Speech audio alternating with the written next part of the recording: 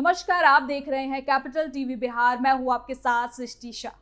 बिहार के राजनीति में इस वक्त एक निर्णायक मोड़ दिखाई दे रहा है, जहां सत्ता का समीकरण, नेतृत्व का संतुलन और भविष्य की रणनीति तीनों एक साथ तय होने जा रहे हैं।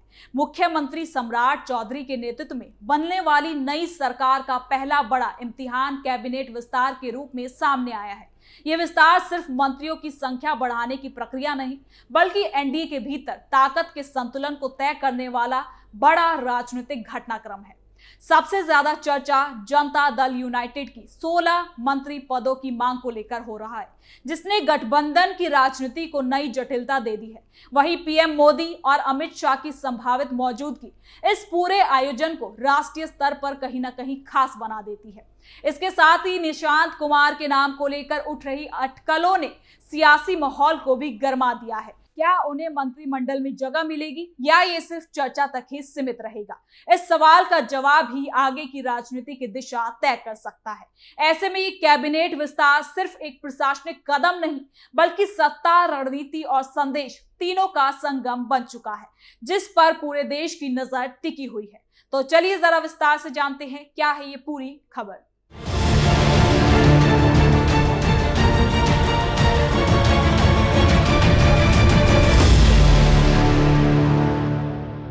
बिहार की सियासत एक बार फिर बड़े बदलाव के दौर से गुजर रही है। नई सरकार के गठन के बाद अब सबसे बड़ा सवाल कैबिनेट विस्तार को लेकर खड़ा हो गया है, जो न सिर्फ सत्ता संतुलन तय करेगा, बल्कि आने वाले चुनावों की दिशा भी निर्धारित करेगा। मुख्यमंत्री सम्राट चौधरी के नेतृत्व में बनने वाले इस सरकार के सामने सबसे बड़ी चुनौती है सहयोगी दलों को संतुष्ट रखते हुए एक संतुलित और प्रभावी मंत्रिमंडल तैयार करना। कैबिनेट विस्तार की तैयारियां अंतिम चरण में है और इसे लेकर राजनीतिक गलियारों में हलचल भी तेज हो गई है। खबरों के मुताबिक पटना में एक बड़े कार्यक्रम के दौरान नए मंत्रियों को शपथ दिलाई जाएगी। इस कार्यक्रम को खास बनाने के लिए राष्ट्रीय स्तर के नेताओं की मौजूदगी भी तय मानी जा रही है।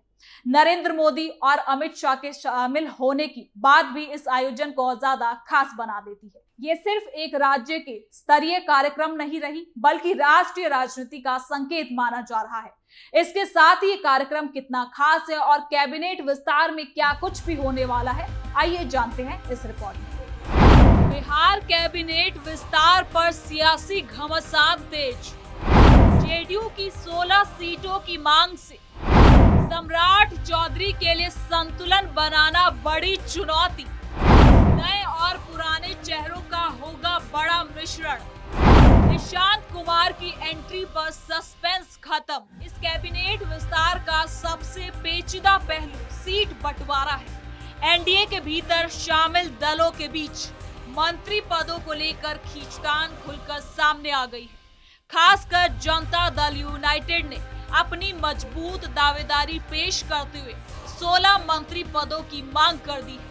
ये मांग सीधे तौर पर भारतीय जनता पार्टी के लिए चुनौती बन गई है, क्योंकि उसे अपने कोटे के साथ साथ दूसरे सहयोगी दलों जैसे लोक जनशक्ति पार्टी, हिंदुस्तान आवाम मोर्चा और राष्ट्रीय लोक मोर्चा को भी संतुष्ट करना है। ये स्थिति साफ तौर पर दिखाती है कि सत्ता में भागीदारी को लेकर सहयोगी दलों के बीच प्रतिस्पर्धा बढ़ गई है। हर दल चाहता है कि उसे ज्यादा से ज्यादा प्रतिनिधित्व मिले, ताकि वो अपने वोट बैंक और राजनीतिक प्रभाव को मजबूत कर सके। और यही वजह है कि कैबिनेट विस्तार अब सिर्फ प्रशासनिक प्रक्रिया नहीं रह गया, बल्कि ये पूरी तरह से राजनीतिक समीकरणों का खेल बन गया है। संभावित मंत्रियों के नामों को लेकर भी चर्चा बाजार में गर्मा गई है।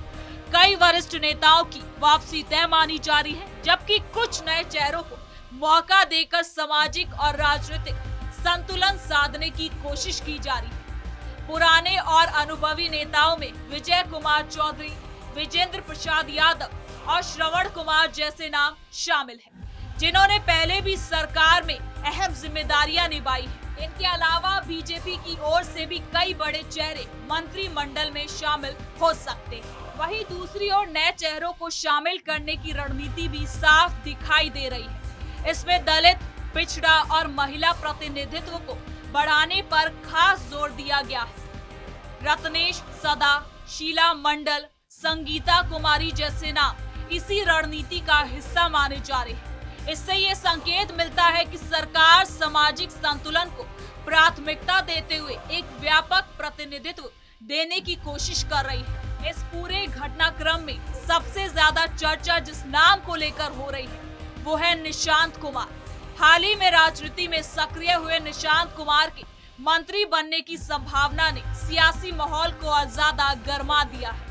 अगर उन्हें मंत्रिमंडल में जगह मिलती है तो ये कदम कई तरह की राजनीतिक बहसों को जन्म देगा।